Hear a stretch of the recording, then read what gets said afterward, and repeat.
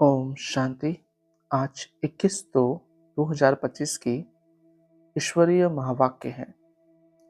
आज की मुरली का सार है, मीठे बच्चे, पास विद ऑनर होना है तो बुद्धि योग थोड़ा भी कहीं न भटके।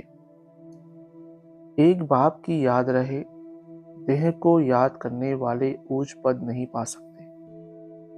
प्रश्न: सबसे ऊंची मंजिल कौन सी है? उत्तर: आत्मा जीती जी मरकर एक बाप की बने और कोई याद न आए, देह अभिमान बिल्कुल छूट जाए, यही है ऊंची मंजिल। निरंतर देही अभिमानी अवस्था बन जाए, यह है बड़ी मंजिल। इसी से कर्मातीत अवस्था को प्राप्त करेंगे।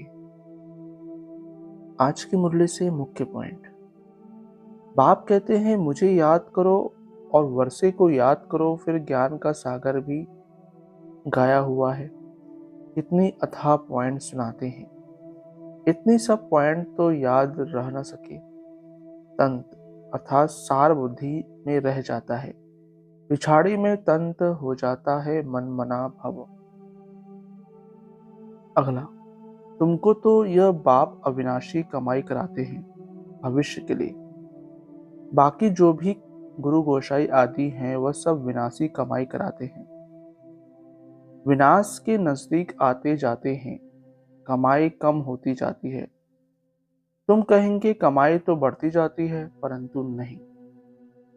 अगला: बाप बच्चों को कहेंगे अच्छा पुरुषार्थ कर ऊंच पद पाओ। राजाओं को सुख जास्ती होता है, वहां सब सुखी होते हैं। जैसे यहाँ सबको दुख है, बीमारी आदि तो सबको होती ही है, वहां सुख ही सुख है, फिर भी मर्तबे तो नंबरवार हैं।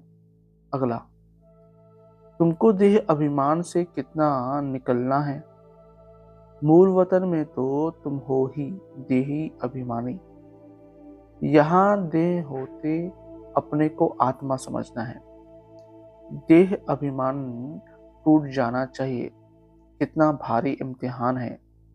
अगला: माया अच्छे अच्छे बच्चों को भी नाम रूप में लटका देती है, यह आदत बड़ी खराब है। शरीर को याद करना यह तो भूतों की याद हो गई। हम कहते हैं एक शिव बाबा को याद करो, तुम फिर 5 भूतों को याद करते रहते हो।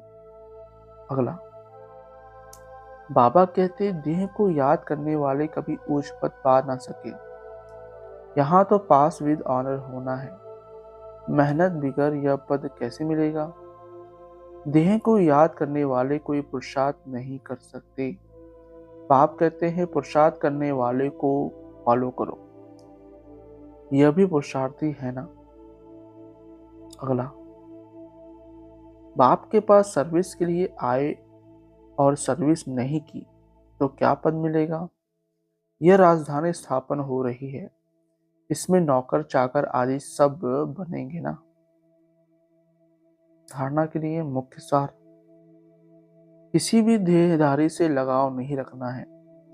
शरीर को याद करना भी भूतों को याद करना है, इसलिए किसी के नाम रूप में नहीं लटकना है। अपनी देह को भी भूलना है। दूसरा, भविष्य के लिए अविनाशी कमाई जमा करनी है। सेंसिबल बन ज्ञान की पॉइंट को बुद्धि में धारण करना है। जो बाप ने समझाया है वह समझकर दूसरों को सुनाना है। वरदान: कल्प कल्प के विजय की स्मृति के आधार पर माया दुश्मन का आवाहन करने वाले महावीर विजयी भव। स्पष्टीकरण: महावीर विजयी बच्चे पेपर को देखकर घबराते नहीं, क्योंकि त्रिकालदर्शी होने के कारण जानते हैं कि हम कल्प कल्प के विजयी हैं। महावीर कभी ऐसे नहीं कह सकते कि बाबा बाबा हमारे पास माया को न भेजो, कृपा करो, आशीर्वाद करो, शक्ति दो, क्या करूं, कोई रास्ता दो। यह भी कमजोरी है। महावीर तो दुश्मन का आह्वान करते हैं कि आओ और हम विजयी बने। स्लोगन: समय की सूचना है, समान बनो, संपन्न बनो।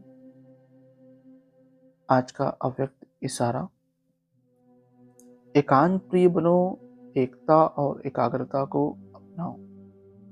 कोई भी सिद्धि के लिए एक तो एकांत, दूसरी एकाग्रता, दोनों की विधि द्वारा सिद्धि को पाते हैं।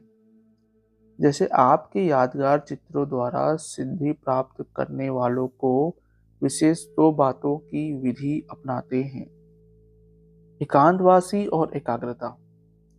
यह विधि आप भी साकार में अपनाओ। एकाग्रता कम होने के कारण ही दृढ़ निश्चय की कमी होती है। एकांतवासी कम होने के कारण ही साधारण संकल्प बीज को कमजोर बना देती है। इसलिए इस विधि द्वारा सिद्धि स्वरूप बनो। अच्छा, ओम शांति मीठे बाप दादा। ओम शांति सर्वस्व ब्राह्मण परिवार। ओम शांति।